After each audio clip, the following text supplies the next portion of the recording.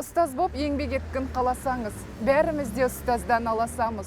Ұстаз боп еңбек ету сауапты іс, Құранның хадисіне қарасаңыз. Аяулы ұстаздар, ардақты ұстаздар, бағбан ұстаздар, талай шәкіртке қалам ұстап үйретіп, талай шәкірттің алғаш кітабын ұстауға себепкер болған ұстаздар. Бүгінгі сіздерді келе жатқан төл мерекелеріңізбен құттықтаймын. Өзімнің шәкірттік лебізіммен өзіме білім нәрін берген, талай сан додаға қатыстырған, талай аламан бәйгеден шашама шаң жұқтырмай келсем, өздеріңіз себепкер болған ұстаздарымызды осы төл мерекелеріңізбен құттықтаймын. Олар Шалқар қаласы нөмір 3 орта мектептің қазақ тілі мен әдебиет пәнінің мұғалімі Жайылғанова Гүлзира апай.